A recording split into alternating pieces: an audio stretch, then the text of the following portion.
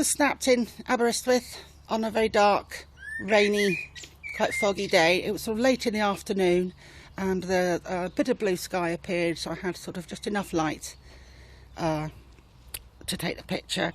I had a conversation once with a chap on the beach at Aber, and he was saying, we're talking about extending the promenade into the sea, and he said, well, the beach here is nothing. And I went, what did you say? What did you say? Because the beach is absolutely amazing. It's because it's not been developed, there is still a wildness to it, and you can really sort of imagine what it must have been like in, I don't know, when the castle was there and the waves would come up to the foot of the castle. Also, there's a line in Mum's poem which refers to pebbles tossed and scattered on the beach, worn toys of the turnabout seas. It's made me think that while I was looking across the beach, obviously the stones are all over the place, and it looks like a completely random arrangement, but actually it's nothing of the sort, because every single stone is the size and shape it is and in the position that it is because of a very complex system of forces at work. But what looks like a random arrangement is nothing at all. It's actually just immensely complex. I think because I've always been fascinated by standing stones. And I remember once walking into a field I hadn't walked through before, and there in this field was this enormous standing stone, and it absolutely gripped me.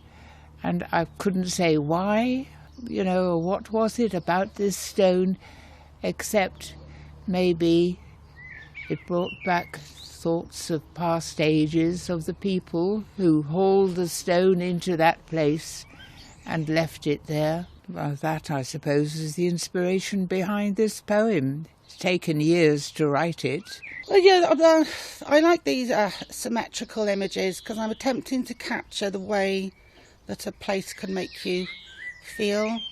I've tried it every which way in that over the years. The camera has a filter which creates the symmetry, so I can do it there and then. Stones. Stones sing aloud in lonely places still into our ears, from inadvertent hills or deep unappointed roots of trees. Stones sing out their old skeletal songs into the compass of our listening ear. Stone, flesh bruiser and harvester of corn, slung from the sling or hewn to fit the hand, marker and measure of the unknown track. Stone, keeper of body print and form, metamorphosing complexities of life, recorder of the first defiant shout at dawn, I was here. Nor shall we pass the variousness of stone, schist and shale, rough sandstone and smooth flint, Gethsemane rubies exorcising grief, emeralds green tears for the stolen child, Demeter's daughter, diamond, the shining heart of each awakening field, purloining light, cool obsidian, darker than deepest dark, pebbles tossed and chattering on the beach, scooped and speckled, drilled and barred, worn toys of the turnabout sea.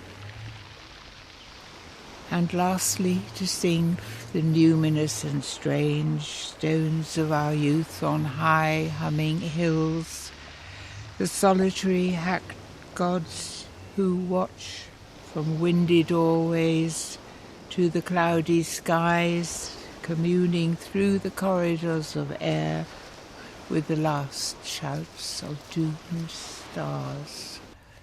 Well, I definitely had some lines from it in my head. Did you? When I was down on the beach. Yes. And it's one of your older poems, isn't it? I read it first some years ago. Yes. And obviously it stayed with me. I know when you were a child you loved picking up strange stones and looking at them. And throwing them, of course. Yeah, skimming stones on the river. One about having 3 big brothers, they teach you how to skim stones and things like that, isn't it? That's right, Yeah. yes, yes. We went up to a stone circle, didn't we, when we were children? Yes. We went up. It was with, I must have been up on the Kerry Ridgeway.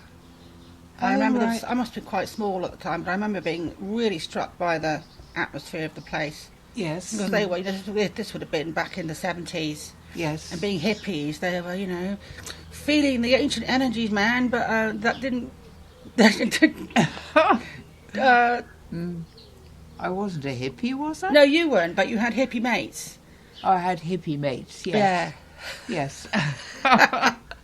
I wanted to be a hippie, really. They're actually but very strict parents, actually. Hippies are, aren't they? I think so, yes, yes.